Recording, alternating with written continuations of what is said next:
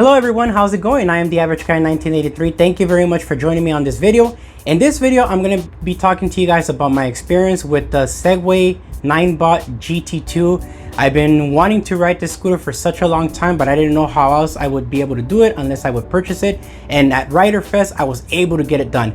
So before we get started with that video footage, I'd like to first talk to you guys about the specs of the scooter. Okay, so here we go. The pricing for the GT2 currently directly from Segway is $2,729.99. You might be able to find it cheaper somewhere else. Just look around and make sure that they are an authorized dealer to get warranty service. The battery is a 50.4 volts at 30 amp hours. The maximum speed that it claims that it can do is 43.5 miles per hour.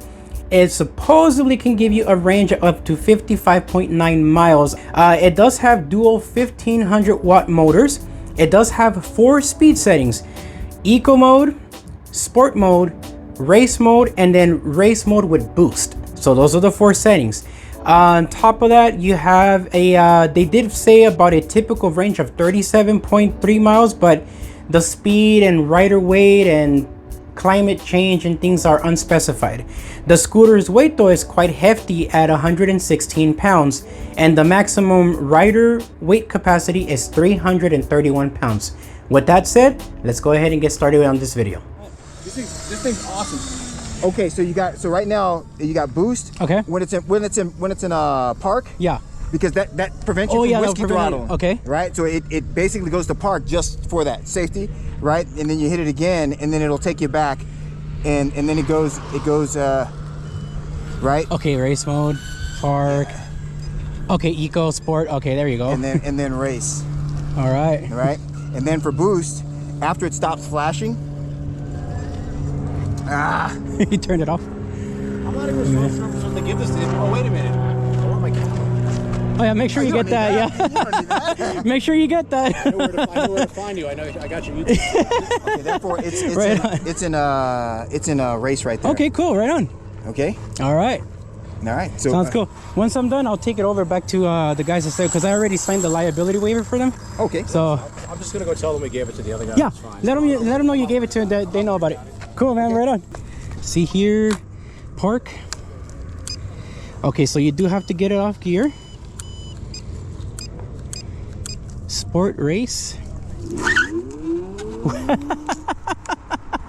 Woo, shoot. Okay, so it does feel, he's right, it does feel a little stiff from the steering wheel. The brakings are okay. They do feel like they need to be a little bit tighter. And we're going 25 kilometers, so you're going in kilometers on here. So that's standard, by the way, when you first get your GT2.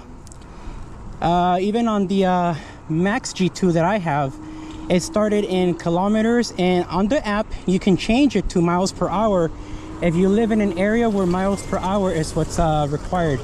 But this is crazy. I don't even need to put it on boost mode, because it literally is already on race and it does great. Let's go ahead and switch it over to eco mode and see how it does on eco. Okay, so even on eco mode it rides more comfortable, and it says 33 kilometers. We'll see what it says on the GoPro, if as long as the GPS functionality works. Yogi Steve from Electric Scooter Academy just finished testing this out, and it was handed over to me already, so this is pretty cool.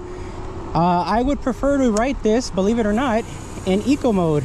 Right here we have a very small testing track. The other track is intended for the ones that paid extra to ride them in the track, but this one is a small track, so you can't really push this thing to its limits. That's the only bad thing about this. Let's go ahead and switch to sport. Okay, so sport has a lot more torque, and that's one thing about the scooter. Like, this is very, very fast, but yeah, the brakes do need to have to be a little bit more tighter.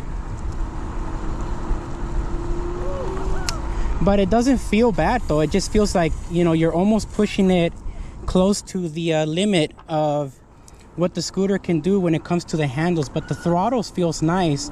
I do like this twist throttle. There's plenty of space on my hand. Let me see here. There's probably, I'm gonna say, about 3 inches of space here for your palm of your hand. You can kind of see that. So you can put your hand here and then use these 2 fingers here to be turning the throttle. So I do like that it goes into park mode. If we push the little power button, we can go back to sport and then push the throttle and get it going again. So this is really nice, man. Oh, let me go ahead and get out of this. Sorry about that. Yeah, so it does feel a little bit on the stiff side, but I do like the sport mode too. I can see why a lot of people would have it in sport. And I'm pretty sure that it can go, you know, 30 plus miles per hour. So this scooter though, this GT2, man, that was my #1 priority on, or #1 choice actually. Is really nice, man, but it is stiff a little bit on the wheel on the front. So Yogi Steve said that it felt like the Cabo to him, where it's a little bit more stiffer in the front. So this is nice to see. I'm really enjoying this, and I hope you guys are enjoying this as well. So unfortunately I can't push this thing to its limits because it you have a very tiny small parking here to work with on the scooter, so you could only go so fast on it and then slow down. But this thing is amazingly fast, man. But this is wonderful. So I'm gonna go ahead and stop the video right here and get this footage out to you guys. Peace for now.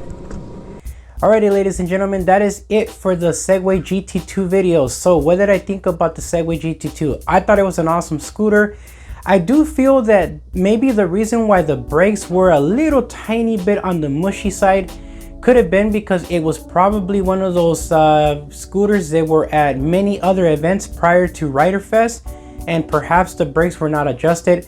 I highly doubt that you will experience the braking issue being squishy right out of the box. So if you do, there's always ways to tighten that up, so you don't have to like worry too much about it, as long as you have the tools to be able to adjust the brakes. And that's about it. When it came to the torque, I thought it was amazing for what it can do. I honestly, if I would get a GT2, I would have it on eco mode, because I feel like 25 miles an hour is more than enough speed to be riding in the street. And if I need that extra get up and go power, I could always put it in sport mode and go up to 37 miles an hour, and I think it's freaking awesome. There was more than enough torque to go around for that eco mode, and that was the mode that I enjoyed the most as I was riding it, because the tires weren't skidding out of control. It just had really good balance. The scooter did feel a little bit heavier though, that was for sure.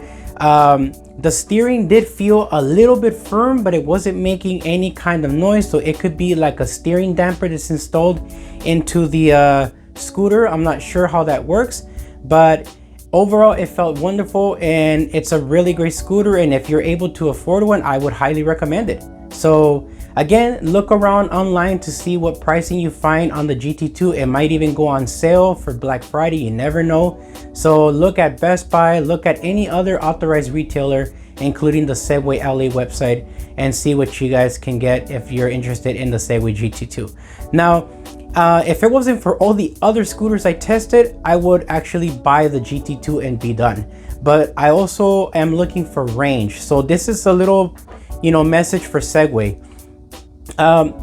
It'd be great if you guys can upgrade the battery. I felt that the GT2 was wonderful the way it is, but I do feel that range is important.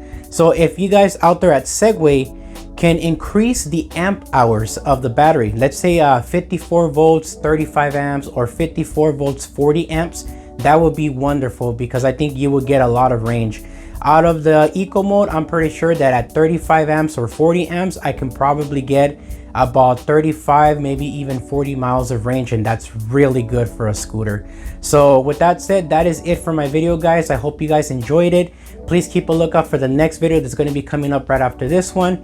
And again, if you guys have any questions about the GT2, please comment down below. You guys know what to do. Don't forget to hit the thumbs up button. If you like what you're watching, please consider subscribing. Thanks for now. Peace.